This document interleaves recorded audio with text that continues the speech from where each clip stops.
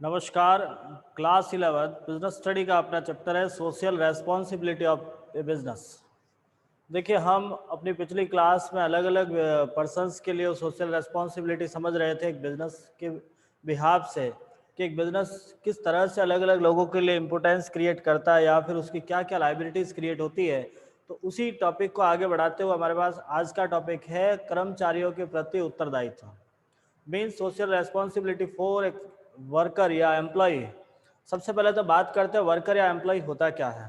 Worker या employ का means हम ये समझते हैं कि वो एक व्यक्ति जो आपके बिजनेस को चलाने में सबसे बड़ा रोल अदा करता है। आपका बिजनेस चाहे वो इंडस्ट्री है या फिर कोई नॉर्मल व्यापार है, दोनों के अंदर जिस व्यक्ति के द्वारा बिजनेस को ऑपरेट करवाया जाता है, हम एक इंडस्ट्री का एग्जाम्पल लेके समझते हैं। तो इस इंडस्ट्री के अंदर जितने लोग काम करने वाले हैं, जो व्यक्ति आपके पास में काम कर रहा है, वो भले चाहे किसी भी डिपार्टमेंट से रिलेटेड क्यों ना हो, वो आपका वर्कर होगा, एम्प्लॉय होगा। एक बिजनेस या एक ट्रेड या अपने इंडस्ट्री के उस अपने वर्कर के लिए क्या क्या रेस्पॉन्सिबिलिटी होती है, उन पॉइंट को हमको यहाँ पे समझना होगा। हम बात करते हैं सबसे पहले उस पॉइंट पर कि एक वर्कर अपने पास काम करने आता है तो वो क्यों आता है। एक व्यक्ति आपके साथ जुड़ता है तो क्यों जुड़ता है, वो किस पर्पज से आपके साथ जुड़ेगा। तो उसका मेन उद्देश्य होता है अर्निंग ऑफ मनी, पैसा कमाना, और हम जो उसको पैसा दे रहे हैं वो बाय वेजेज या सैलरी पे करेंगे। तो सबसे पहला हमारा पॉइंट आता है उचित पारिश्रमिक। देखिए, फेयर बेनिफिट या फेयर, हम ये कह सकते हैं कि अपना जो रेमुनरेशन होता है, जो पर्सन आपके साथ में काम कर रहा है, उसे व्यवस्थित रूप से आपको एक पारिश्रमिक देना होगा। हम एक एग्जाम्पल के बेस पे इस टॉपिक को आगे बढ़ाते हैं कि मान लीजिए आपके पास एक वर्कर है, एक व्यक्ति है जो बहुत एक्टिव रहकर काम करता है। उसका जो ड्यूटी टाइम है सुबह 8 से शाम को 5 बजे तक का है, लेकिन वो कभी टाइम नहीं देखता है, न कभी बर्डन को समझते हुए काम करता है। मन लगाकर काम करता है, सुबह 8 बजे पहुंच जाता है, शाम को 8 बजे तक भी कई बार रुक जाता है वो। लेकिन न कभी वो आपसे ओवर टाइम की डिमांड करता है, न कभी एक्स्ट्रा रेमुनरेशन की डिमांड करी है। और उसने अपना काम बहुत अच्छे ढंग से किया है, बहुत अच्छे ढंग से अपने इस बिजनेस को ग्रोथ करने में अपना पूरा का पूरा एफर्ट्स लगा रहा है। एटलीस्ट यदि आप एक महीना होने के बाद उसे उसके रेमुनरेशन के तौर पर मान लीजिए यदि आप 4,000 रुपये दे रहे हो उसको, तो वो उसके द्वारा किए गए काम के बदले में सही रेमुनरेशन नहीं मानते हम उसको। उसका प्रॉपर कंपेंसेशन हम नहीं मानेंगे कि जो उस बंदे ने काम किया था उसके अकॉर्डिंग आपने उसको पैसा नहीं दिया है, तो ये आपकी लायबिलिटी नहीं है, ये आपके द्वारा किया गया काम सही नहीं है। आपकी एक रेस्पॉन्सिबिलिटी है कि आपने जिस पर्सन से काम लिया है, जो व्यक्ति आपके साथ में रहकर काम कर रहा है, उसको उसका उचित पारिश्रमिक देना है। यदि उसने आपके पास 2 घंटे काम किया तो उसको 2 घंटे का पैसा दीजिए, और उसने 12 घंटे काम किया तो 12 घंटे का पैसा देना है। यही आपकी सबसे बड़ी लायबिलिटी है, रेस्पॉन्सिबिलिटी है कि जो पर्सन आपके साथ में जुड़ रहे हैं, जिस व्यक्ति ने आपके साथ में जुड़कर काम किया है, वही व्यक्ति और उसी उद्देश्य के लिए आता है। यदि वो नहीं बोल रहा है, इसका मतलब ये नहीं है कि आप उसका शोषण कीजिए। हम अपना बिजनेस चलाने के लिए, हम अपने प्रॉफिट के लिए अपने किसी वर्कर का पेट नहीं काट सकते। हमें उनसे पैसा, उनकी कमाई हुई पैसे को उनको देना होगा, उनकी मेहनत का बदले में उनको पूरा पैसा देना होगा। जब आप अपने वर्कर को, अपने एम्प्लॉय को अपना सफिशिएंट अमाउंट दे रहे हैं, ये देखिए वर्कर कभी अपने आपसे एक्स्ट्रा पैसा कभी नहीं मांगता है। यदि उसने 2 घंटे एक्स्ट्रा काम कर भी लिया है और यदि आपके प्रोविजन में ओवर टाइम का पैसा देना लिखा है तो ही वो पैसा लेता है, अदरवाइज नहीं मांगता वो पैसा कभी। आप जनरली इस चीज को समझते हैं, एक बिजनेसमैन को ये पॉइंट समझना होता है, एक एम्प्लॉयर को ये पॉइंट समझना होता है कि जो उसके पास वर्कर काम कर रहे हैं, उस वर्कर की जो घर का चूल्हा जलता है वो उसी के पैसे से चल रहा है। आज वो उसको सैलरी दे रहा है, आज उसको वेजेस पे कर रहा है, तो ही वो काम अपने घर पे जाके खाना बना के खा रहा है, अपने परिवार को संभाल रहा है। तो एक वर्कर की रेस्पॉन्सिबिलिटी बनती है कि वो अपने बिजनेस में बहुत ही मन लगाकर अपना पूरा 100% एफर्ट लगाकर काम करता है, और ये करना चाहिए, करता है। साथ में अपने एक बिजनेसमैन या जो आपका एम्प्लॉयर है उसका भी यही रेस्पॉन्सिबिलिटी बनती है कि उसके पास जितने भी एम्प्लॉय है उनको उनका सफिशिएंट जो कंपेंसेशन है, सफिशिएंट रेम्यूनरेशन है, वो पे करना होगा। ये उसकी पहली रेस्पॉन्सिबिलिटी होती है। सेकंड पॉइंट, अच्छा एवं सुरक्षित कार्यस्थल। जो एटमॉस्फेयर है आपका, वर्किंग कंडीशन जिसको बोलते हैं, एक पर्सन ऐसी जगह काम करना पसंद करता है जहां उसे वर्किंग कंडीशन अच्छी मिलती हो। प्रश्न उठता है व्हाट इज वर्किंग कंडीशन। आपके दिमाग में प्रश्न चला सर वर्किंग कंडीशन क्या होती है, कार्यस्थल क्या होता है। हम एक इंडस्ट्री का एग्जाम्पल लेकर काम करना स्टार्ट करते हैं कि मान लीजिए एक इंडस्ट्री है जिसके अंदर बहुत सारी मशीनें लगी हुई है, बहुत सारा काम हो रहा है। देखिए एक पर्सन जब वहां काम करने के लिए जब जाता है तो उसे इस तरह से फील होना चाहिए कि मैं यहाँ जहाँ काम कर रहा हूँ वहां मुझे सेफ हूँ। सेफ से मीन्स कोई किसी प्रकार का फिजिकली लॉस ना हो, मुझे इस प्रकार की भावना मन में आएगी। और जब ये इंश्योर हो जाता है कि मैं यहाँ पे सेफ हूँ तब जाके वो काम करता है। तो एक बिजनेसमैन, एक एम्प्लॉयर की रेस्पॉन्सिबिलिटी है कि वो अपने वर्कर को safety and good atmosphere provide करावे, गुड वर्किंग कंडीशन प्रोवाइड करावे। मतलब जहां वो काम कर रहा है वहां पानी पीने की व्यवस्था हो, उसे वहां पे पंखे की व्यवस्था, मतलब हवा आनी चाहिए, सही ढंग से जो कह सकते हैं उसका जो वातावरण है वो अच्छा होना चाहिए।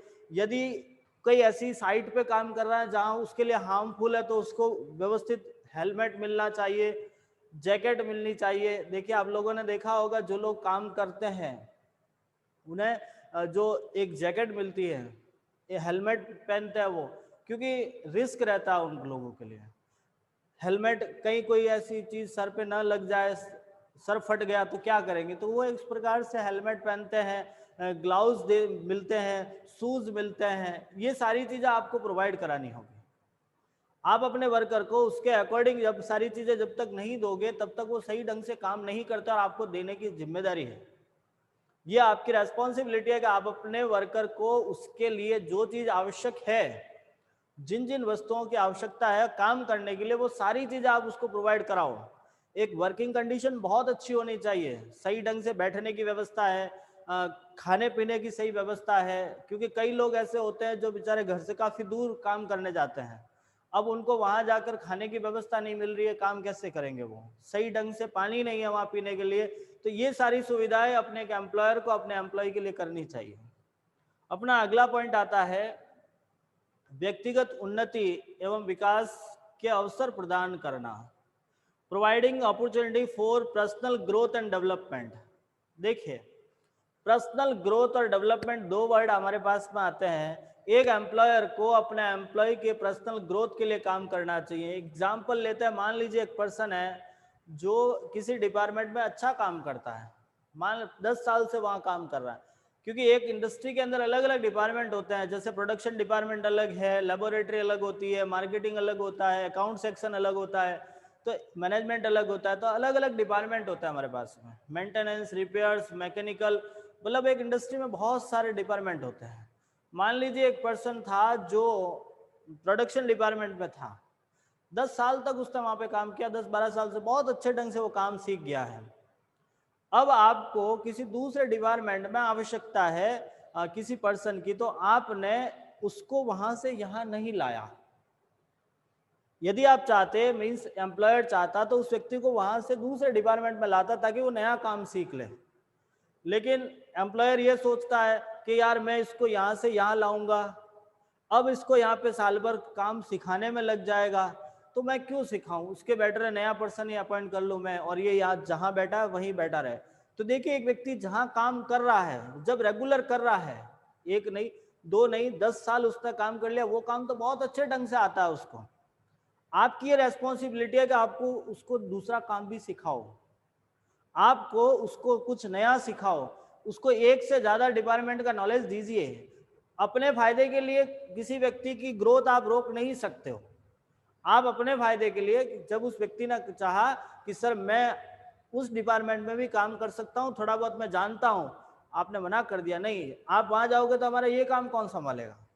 आप यदि प्रोडक्शन डिपार्टमेंट छोड़कर यदि आप मार्केटिंग में जा रहे हो तो हमारा प्रोडक्शन कौन संभालेगा, नहीं सर आपको यही काम करना। अब उस कंडीशन में वो बंदा प्रोडक्शन में तो जानता ही था, बहुत अच्छा काम कर रहा था, उसकी इच्छा थी कि वो मार्केटिंग भी करे, लेकिन मना कर दिया।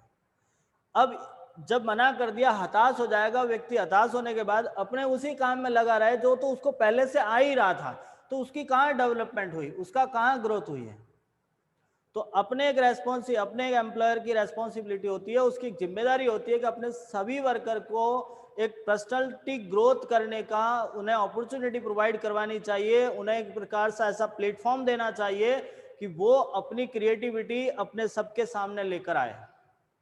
ये एक रेस्पॉन्सिबिलिटी है कि इसकी जिम्मेदारी है उस अपने एम्प्लॉयर की कि वो सारे ही अपने एम्प्लॉय को इस प्रकार से फ्रीडम कर ले कि आप यदि ये काम अच्छे ढंग से कर पाते हो तो आप कुछ नया सीखिए। उन्हें नया सीखने के लिए मोटिवेट करना होगा। जब तक आपका एम्प्लॉयर अपने एम्प्लॉय को मोटिवेट नहीं करता है तब तक आपको नई टेक्निक या हम कह सकते हैं कि नया नॉलेज हमारे सामने नहीं आ पाता है। तो एक इस प्रकार से ये भी रेस्पॉन्सिबिलिटी है, एक जिम्मेदारी है एक एम्प्लॉय की, एक बिजनेस की, कि वो अपने सारे एम्प्लॉय को एक ऐसी अपॉर्चुनिटी प्रोवाइड कराए जो अपना पर्सनलिटी डेवलप कर सके, अपनी पर्सनल ग्रोथ कर सके। नेक्स्ट आता है to providing the initiative and service like housing, medical, insurance, retirement benefits. आपके पास जितने वर्कर है उन्हें एक्स्ट्रा सर्विस प्रोवाइड करानी चाहिए, लाइक हाउसिंग, रहने की फैसिलिटी, मेडिकल, आपको उनको हॉस्पिटल की फैसिलिटी देनी है, इंश्योरेंस कराना है, आप रिटायरमेंट बेनिफिट प्रोवाइड करा रहे हो। देखिए ये सब क्या होता है। सबसे पहले बात करते हैं हम हाउसिंग की। आपका एम्प्लॉय मान लीजिए काफ़ी दूर स्थान से आपके पास आया है। अब सपोज करो कि आपका प्लांट सूरत में है और आपका एम्प्लॉय आएगा दिल्ली से। अब दिल्ली से सूरत आया तो सूरत में उसके मासी थोड़ी ना बैठी है जाते ही उसके वहाँ रह जाएगा, कहाँ रहेगा वो दिल्ली से सूरत आया है तो किसके भरोसे आया है? आपके भरोसे, एक बिजनेस के भरोसे, उसी के लिए काम करने आया है। तो ऐसी कंडीशन में एक एम्प्लॉयर की रेस्पॉन्सिबिलिटी है कि उसको रहने की फैसिलिटी प्रोवाइड कराए। चाहे वो चार्ज ले ले वो एक अलग बात है, बाकी रहने की फैसिलिटी देने की जिम्मेदारी एक व्यापारी या बिजनेस की होती है। साथ में बात करते हैं मेडिकल। देखिए जिस वर्किंग प्लेस पे पर्सन काम कर रहा है, काम करते हुए कई ऐसी स्थितियां बन जाती है कि वो फिजिकली कहीं उसको नुकसान हो गया, लग गई या बीमार हो गया, तो उसके लिए भी आपके बिजनेस को उसको मेडिकल इंश्योरेंस या मेडिकल की फैसिलिटी प्रोवाइड करानी चाहिए। इंश्योरेंस, बीमा, देखिए बहुत अच्छा शब्द होता है, एक प्रकार से एक व्यक्ति का बीमा करवाना होगा। आप लोगों ने भी कई बार सुना होगा कि एक कर्मचारी का बीमा करवाया जाता है ताकि इन फ्यूचर यदि किसी कंडीशन में उसे नुकसान हो भी जाए तो बिजनेसमैन को ज़्यादा लोड नहीं लेना होता, इंश्योरेंस कंपनी उसको पैसा देकर सेटल करती है। लास्ट आता है अपने पास रिटायरमेंट बेनिफिट। देखिए रिटायरमेंट बेनिफिट का मतलब हम यहाँ ये समझते हैं कि हमारे पास एक पर्सन आया है तो वो क्यों आया है? पैसा कमाने के लिए, और वो आपके साथ उस समय तक काम कर सकता है जब तक उसके हाथ पांव चल रहे हैं, लेकिन एक टाइम ऐसा जरूर आएगा जब वो अपना वर्क करना बंद कर लेता है। एक ऐसा टाइम आता है जब उसकी कंडीशन नहीं होती कि वो काम कर सके, तो उस समय उसका सपोर्ट कौन करेगा? तो वो ऐसी जॉब ढूंढना पसंद करता है कि मुझे वहां से रिटायरमेंट बेनिफिट मिले, लाइक पेंशन हो, पीएफ हो, प्रोविडेंट फंड हो, ग्रेच्युटी हो, इस तरह का जो अमाउंट मिलने वाली संस्था होगी वहां वो काम करना पसंद करेगा। तो आप as a employer, as a businessman, आपको अपने एम्प्लॉय को इस प्रकार की फैसिलिटी देनी होगी ताकि वो लॉन्ग टर्म तक आपके साथ में रहकर काम कर सके। हमें हमेशा इस बात को हमने फील किया है, कई ऐसे हमारे विद्वान साथी कहकर गए हैं कि एक व्यक्ति जब तक आपके साथ लंबे समय तक जुड़कर काम नहीं करता है तब तक वो अपनी 100% एफर्ट नहीं लगा पाएगा। देखिए एक वर्कर जब आपके पास काम करने आता है, एक एम्प्लॉय जब आपके पास काम करने आता है, तो पहला साल ऐसा निकलता है कि उसको उस बिजनेस से रिलेटेड जो एटमॉस्फेयर है वो फील करने में टाइम चला जाएगा। एक साल उसको वहां अपने आप को सेटल करने में लग जाते हैं, उसके बाद वो अपनी एफिशिएंसी वहां लगाता है। और जब व्यक्ति कहीं ऐसी जगह से जुड़ जाता है, लंबे समय से जुड़ जाता है, तो उसका एक उस बिजनेस के प्रति अपनत्व बन जाता है, वो उसे अपना खुद का मानते हुए काम करता है। और जब किसी स्थान को या जब किसी बंदे को अपना खुद का मान लिया जाता है तब वहां फिर किंतु परंतु नहीं होता है। आपने ही जब अपने किसी पर्सन को अपना मान लिया है, जब किसी पर्सन ने किसी वर्क प्लेस को अपना खुद का मान लिया है, फिर वहाँ कोई इफ एंड बट नहीं होता, वहाँ फिर 100% एफर्ट लगता है और यही टारगेट रहता है कि अपने बिजनेस को कितना ऊपर लेके जा सके। तो बात हमारे सामने यही है कि जब आप अपने एम्प्लॉय को कुछ इस प्रकार की फैसिलिटी प्रोवाइड कराओगे कि you have to pay the retiring benefit, then a person working the good efficiency, एक पर्सन बहुत अच्छे ढंग से आपके साथ में काम करेगा। तो ये कुछ थी एक एम्प्लॉयर की, एक एम्प्लॉय के लिए रेस्पॉन्सिबिलिटी, कुछ उत्तरदायित्व थे। उम्मीद करता हूं आपको ये सारी रेस्पॉन्सिबिलिटी समझ में आई होगी। आप इसे बहुत अच्छे ढंग से रीड करोगे, सुनोगे और कॉपी में नोट करोगे। इसी के साथ हम इससे आगे अपने पास 2 पॉइंट और हैं। एक पॉइंट आता है आपका फॉर गवर्नमेंट, सोशल रेस्पॉन्सिबिलिटी या responsibility for government, and second है आपके लिए रेस्पॉन्सिबिलिटी फॉर कस्टमर। एक बिजनेस के लिए, कस्टमर के लिए क्या रेस्पॉन्सिबिलिटी होती है और गवर्नमेंट के लिए क्या रहती है, वो हम अपनी अगली क्लास में समझेंगे। धन्यवाद।